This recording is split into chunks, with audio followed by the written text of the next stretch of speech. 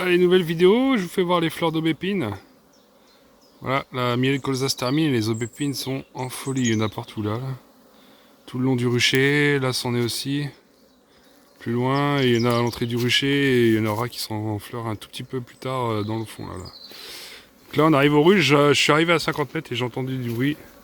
Et là voilà ce qui se passe au ruche. Premier truc qu'on fait en arrivant, on regarde l'activité, bah là il n'y a pas photo. Elles sont à fond dedans. Donc on regarde ce qui se passe, moi je vois des rentrées de pollen, j'ai regardé toutes les ruches avant de vous commencer la vidéo. Rentrée de pollen sur toutes les ruches, on va faire un petit tour rapide, histoire que vous voyez l'activité qui se passe au rucher.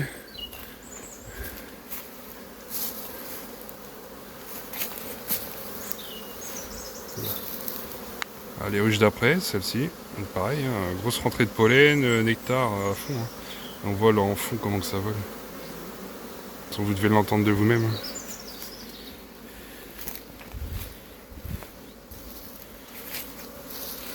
Là pareil, grosse activité. C'est la folie et c'est pas un soleil d'artifice, hein. C'est vraiment des butineuses qui reviennent et qui partent, on les voit partir et revenir.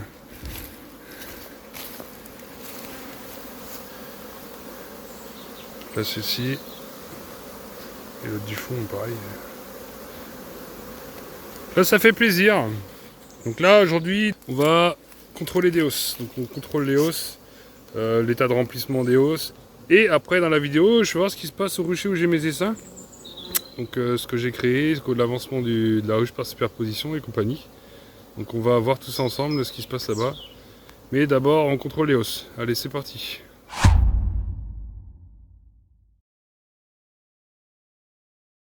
Voilà, donc là je prépare mon matériel, début d'une nouvelle vidéo, je prépare mon matériel et là j'entends un gros bourdonnement, je dis qu'est-ce qui se passe?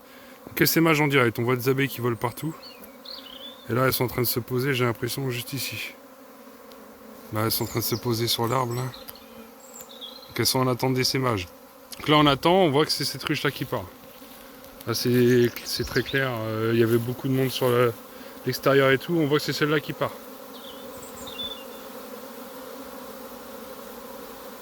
Donc un essaimage en cours, donc là on attend un peu que tout le monde s'envole, tout le monde s'en aille et on récupère l'essaim dès qu'il sera stagné et posé. Voilà. Donc là j'attends un peu de voir où il va, parce que ça se pose un peu partout mais c'est normal, c'est un début d'essaimage. Elles savent pas encore où aller, la reine n'est peut-être pas encore sortie. Donc pour l'instant elles sont là, on attend. Allez, première ruche, on contrôle la hausse. On fume voir, elle est là, on prévient à l'entrée.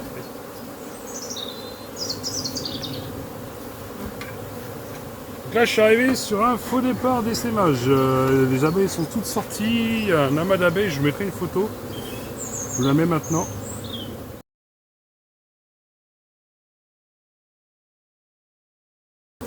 Voilà. Et là elles sont toutes sorties. Je les voyais toutes voler devant la ruche, elles étaient en train de se poser dans l'arbre juste devant. Sauf que le temps que j'aille au camion chercher une ruchette et compagnie pour préparer, en attendant qu'elle se fixe et compagnie, je suis revenu, tout le monde est rentré dans la ruche. Donc faux départ, pas contrôlé, ça veut dire qu'il y a une grosse envie d'essaimage là-bas. Donc on va continuer, nous le but de la vidéo c'est le contrôle des hausses et on voit les essaims après. Là ce que je fais, je mets mon poids à l'envers, derrière la ruche en question. J'ai enfumé l'entrée pour prévenir que j'arrivais, et là on regarde la hausse, donc la deuxième, c'est calme, elle commence à monter et à réparer les câbles. Deuxième hausse, on est tranquille, c'est plutôt calme. Donc il y a eu, je rappelle, un gros coup de froid d'une bonne semaine. Enfin, surtout du froid et vent. Quoi. Elles n'ont pas fait grand chose. Donc là, j'enlève la hausse. On voit que la deuxième, elles sont dedans. Enfin, la première que j'ai posée. La deuxième, dans l'ordre que je les enlève, forcément. Donc là, moi, ce que je fais, je tapote.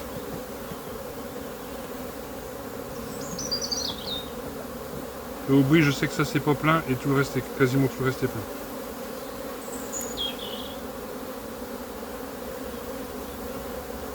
C'est en train de se remplir. On voit, elles sont au percule même carrément. Ça c'est une hausse posée il y a un peu plus de 15 jours. C'est où les filles?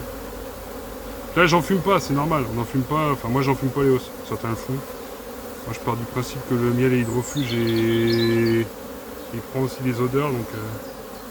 Là c'est plein, c'est en train d'operculer aussi. Donc moi, récolte lundi. Donc là, on voit c'est à moitié operculé, à peine.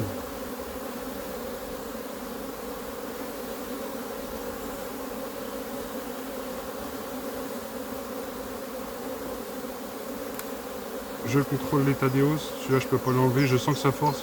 J'insiste pas. Les hausses, il faut savoir qu'elles construisent un peu où elles ont de la place et blindent certains cadres. Et d'autres moins. Là, on voit que ça opercule aussi. Donc pour lundi, ce sera bon. Lundi, je rappelle, c'est dans... On est jeudi, vendredi, samedi, dimanche, lundi, dans 4 jours. Là, on voit que sur les hausses, il y a encore de la place, mais il y a un bon volume de miel déjà dedans. Celle-ci, elle est presque pleine. Là, ce que je fais, je décolle la hausse en laissant la grille sur le corps de ruche, je tourne un quart de tour, vous voyez, elle bouge pas là. Oui. Enfin, je sais pas si vous voyez, mais moi je vois. Hop, je pose la hausse sur l'autre. Là, ouais, il y a un bout de casse-couille.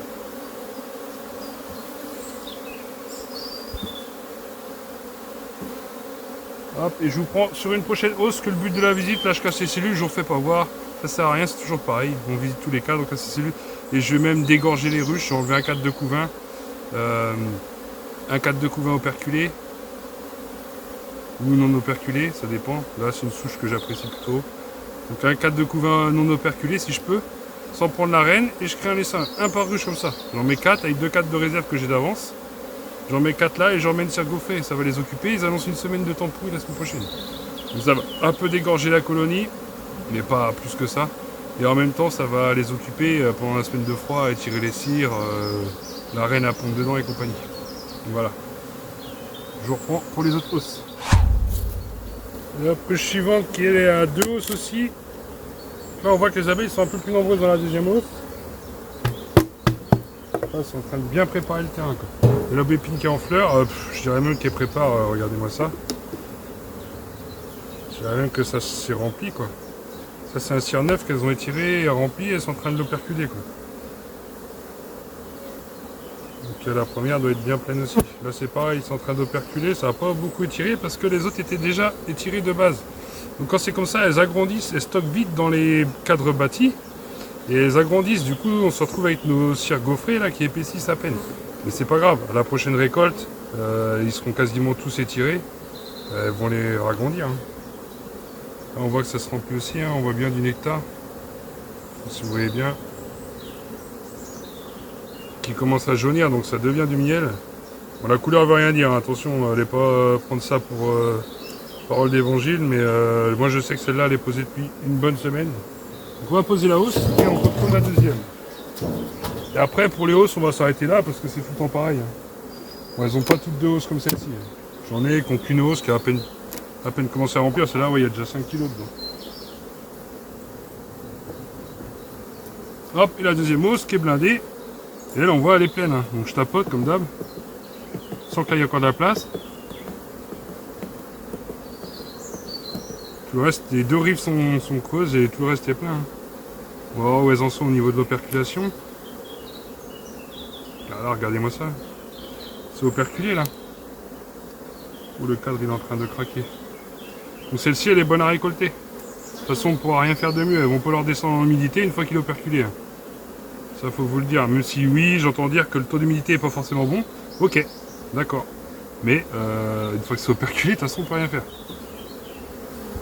Enfin, nous à notre échelle, après si les gros industriels, ils ont des machines, une fois extraits, ils peuvent déshumidifier le miel, que nous on peut pas, mais bon, on fait comme on peut, et en général c'est signe que ça va, il y a eu du vent les derniers jours, mais il n'y a pas eu tant de pluie que ça, donc c'est que le taux d'humidité ambiant était pas énorme, au contraire, il était plutôt bas vu qu'il y a eu du vent. Donc logiquement, c'est plutôt bon pour le miel, donc j'en mets le... Je vous laisse là, moi je visite le corps, et je vous dis là, tout de suite, dans la suite de la vidéo, où on va voir les essaims. Allez, je vous emmène. Bon les feux, donc là les essaims en superposition, je vais pas avoir le temps de vous faire une vidéo complète cette semaine. Là on est en plein cœur de l'action, il y a une semaine de beau. Enfin, une journée de beau et belle dans la semaine, donc on fait tout ce qu'on a à faire. Donc j'ai visité avant mes 8 ruches de prod, je vous avais vu ça dans la vidéo. Et là maintenant j'ai créé ces essaims là. Hop, donc là il y a un essaim d'origine, c'est la ruche du fond là, la numéro 1. C'est la ruchette d'origine, et la numéro 2 c'est l'essaim créé. Donc là, j'ai trouvé des cellules royales parce que vous les aimez celle-là. Du coup, ce que j'ai fait, j'ai foutu là-dedans. En laissant la reine là-bas. Et j'ai mis les cellules royales là-dedans. Ce qui fait que je gagne 6 jours. Sur le fait, sinon elles auraient dû élever à partir d'œufs et compagnie. Donc je garde 6 jours. Il y a 3 cellules royales dans celle-ci, sur 2 cadres différents. Sur le même cadre. Donc quand la première vierge va naître, elle va dégommer tout le reste. Donc il me restera une ruche, enfin une reine.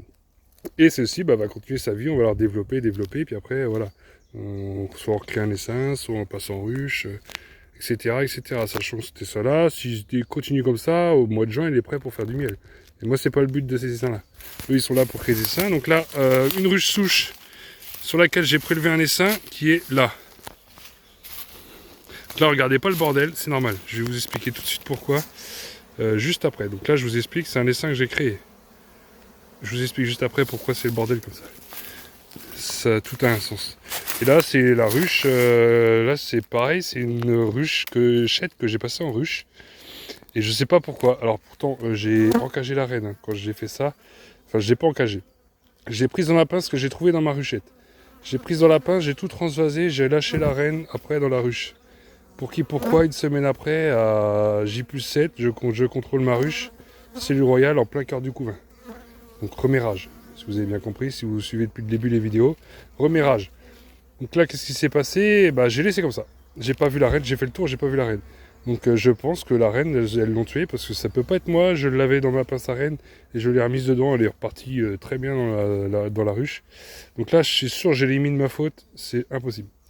Donc du coup, qu'est-ce qui s'est passé? Mais bref, celle-ci, elle est en train d'élever. Elle a 3 cellules royales en plein milieu du couvain. Donc là, on continue. Ensuite, là, le pasque du pourquoi de la ruche là-bas, la ruche numéro 12, qui a le bordel dessus, on va arriver au lieu du crime. Donc là, pourquoi? Parce qu'à la place de la 12, il y avait une ruche bourdonneuse, qui est la ruche là, Tatao. Bourdonneuse, que du couvain de mâle. On peut voir les cadres. Là. On voit là, c'est des morceaux de couvain de mâle. Ça, c'est tous les cadres. Vous voyez, que du couvain de mâle. Et sinon, rempli de bouffe. Ça, par contre, quand c'est bourdonneux, ça me gaine, il n'y a pas de problème. Mais on s'en fout. C'est pour le but, dans le corps de ruche, c'est du couvain. Quoi. Donc là, j'ai secoué ici. Vous pouvez le voir, il y a un tas d'abeilles au sol. Ça bourdonne, c'est normal. Ce que je veux, moi, en faisant ça, c'est que la reine, enfin l'abeille qui pond, parce que c'est pas une reine, c'est une abeille qui pond. Donc elle pond que des mâles, forcément. Donc moi, je veux que l'abeille qui pond, qui est trop lourde pour voler, parce qu'elle s'est mise en ponte, du coup, elle est trop lourde pour voler. Moi, j'ai secoué ça à 20-25 mètres de ma ruche. Ce qui fait que toutes celles qui peuvent voler vont retourner là-bas, à l'emplacement d'origine. Toutes celles qui ont fait leur vol d'orientation, elles vont retourner à l'emplacement d'origine. Et je récupère toutes les butineuses, parce que ça fait au moins 2 semaines qu'elle est bourdonneuse. Donc j'ai un peu traîné, je savais pas trop quoi faire. Et là, je me suis dit, tant pis, j'attends et je mettrai quand je créerai un essaim. Donc là-bas, j'ai récupéré, là-bas, j'ai pris que des cadres de couvain frais et très peu d'abeilles dans mon essaim que j'ai créé. J'avais pas besoin d'énormément d'abeilles. Et ce que j'ai fait, par contre, j'ai gardé celles qu'il y avait sur les cadres de couvain. Par contre, sur les cadres de nourriture, j'ai relaissé dans l'autruche. Donc ce qui fait que j'ai gardé logiquement des nourrices. Et là, donc, toutes mes butineuses vont retourner là-bas. Ah, c'est complexe. Hein. C'est la course en plus. Là, il fait genre une journée par semaine, donc on essaie de tout faire. Là. Donc là, celle-ci, toutes les butineuses sont en train de revenir. C'est pour ça que c'est le bordel comme ça. Elles reviennent toutes là, ce qui est logique. Et moi, ça m'arrange. Comme ça, j'ai mes nourrices que j'ai récupérées dans les seins de la ruche numéro 7 qui est là-bas, là, que j'ai mis là-dedans. Et du coup, bah moi, c'est impeccable. J'ai les butineuses qui reviennent et les nourrices qui étaient déjà là. J'ai déjà fait... Normalement, ça se passe bien. Il n'y a pas de bagarre entre les deux. Parce que les deux colonies sont à peu près équilibrées. J'ai pris 3-4 de couvain dans l'autre, là-bas. Donc 3-4 de couvain. Et là, j'ai secoué... 6 cadres, mais pareil, sur les 6 cadres, il y avait beaucoup de mâles, parce qu'il y a du mâle qui est né. Il y avait peut-être allé 2 cadres et demi, 3 cadres d'abeilles, que des butineuses quasiment. Donc vu que les autres étaient orphelines, enfin bourdonneuses, elles vont revenir là, et normalement, les cellules royales que j'ai mis là-dedans, pareil, hein, là vous laissez aimer, j'ai mis des cellules royales dedans. Les cellules royales que j'ai mis dedans, pareil, je gagne 5-6 jours, et normalement, bah, je devrais avoir une reine et elle ne devrait pas s'en occuper. C'est juste ce qui me fait un peu peur, on verra. J'ai peur que les abeilles de la bourdonneuse s'attaquent aux cellules, mais normalement, il n'y a pas de danger. On verra. Surprise, on verra. Et puis, bah, elle, on attend, elle élève. Donc voilà, cette vidéo, je suis désolé, c'est un peu la course, je vous explique pas grand-chose. Parce que voilà, c'est le printemps et on n'est pas à plaindre. Je me plains pas parce que quand je vois, je suis certains apiculteurs, quand je vois que certains il neige, d'autres bah, c'est tout blanc. Enfin, il neige, il pleut, il neige, il pleut. Donc moi je me plains pas. Nous on n'a pas de pluie. On a eu 3 jours de vent là, avant que j'intervienne. J'ai essayé d'intervenir mardi, impossible. C'est même pas la peine d'essayer de. C'est même pas la peine d'essayer d'ouvrir une ruche et me sauter à la tronche, j'ai laissé tomber. Donc j'y suis allé aujourd'hui, donc visiter mes ruches début d'après-midi, parce que le matin il fait trop froid. Hein. Début d'après-midi, 15 degrés, pas de vent. J'ai visité mes ruches. Il y a une copine là. Coucou toi. Et du coup, ce que j'ai fait, bah, j'ai visité, et là cet après-midi, bah, j'ai été chercher mes enfants, je les ai emmenés à la maison, et je suis retourné aussitôt aux ruches. Donc oui, c'est le bordel parce que bah, y a une journée pour tout faire dans la semaine. Il y aura peut-être ce week-end, mais je suis pas là. Voilà, encore une fois, je m'explique, c'est pas une excuse et c'est pas un reproche, c'est comme ça. Je suis pas là ce week-end, donc il faut que je fasse tout dans la semaine. Donc voilà, sur ce, merci à ceux qui sont encore là. Bon voilà, c'était un peu bordel, un peu brouillon cette vidéo. J'ai pas expliqué de trucs dans les profondeurs, mais voilà les gros signes de ce qui s'est passé au rucher cette semaine. Donc bah voilà, il n'y a rien de spécial. On rattrape des bourdonneuses, on crée des essaims. Ce rucher-là ne sert qu'à ça. Et il va servir au mois de juin, début juin, pour le châtaignier. Donc tous les essaims qui sont là partiront sur l'autre rucher, et l'autre rucher arrivera ici. Ça va être un bordel encore ça aussi. Mais en attendant l'année prochaine où j'aurai ces 2 ruchers là, où il y aura quasiment que des ruches de prod. Et j'essaierai d'en trouver un autre pour faire des essaims. Voilà, en attendant on n'est pas rendu là, mais c'est le projet. Sur ce, portez-vous bien, vous êtes les meilleurs, et je vous dis à plus.